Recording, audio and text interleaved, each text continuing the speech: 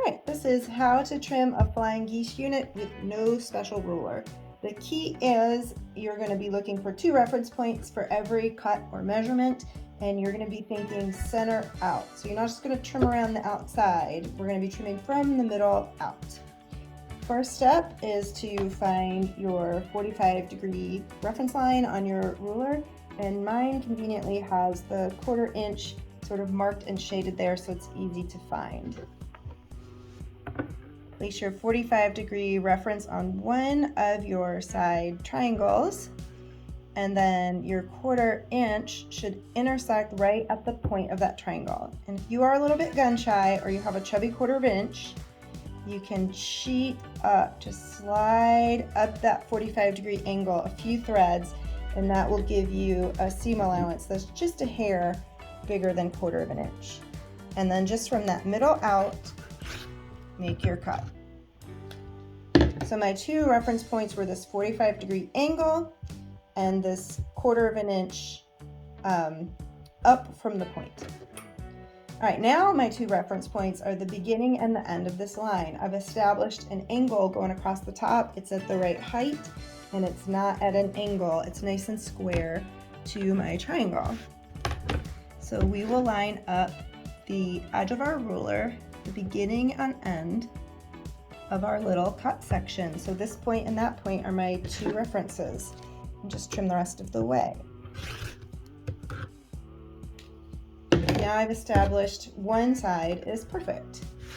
Flip it over, and you know the height of your flying geese unit. So you will line up this now perfect edge. And your 2 reference points are the beginning and end of this line. And notice you're trimming off a little bit more at the base of the triangle. You don't want to trim it all from this side because you'll lose your point. So you establish where that point needs to be first. That's kind of the most important part of the block. And then trim from the other side. And these guys will land in the corners. You just gotta trust and believe on that one. Okay, so you know how wide your cut block is meant to be. Take that and divide it by 2. And take that measurement and you will place that on the point. So this side and this side are perfectly straight and parallel to each other because you just made that happen. So you can use either side as your guide this way, and your measurement from the center out is half the total length of your block. Trim one side. If I trimmed all from one side, my triangle wouldn't be in the middle. So you do have to trim all 4 sides on a flying geese unit to keep that triangle in the middle, keep them aimed the right direction.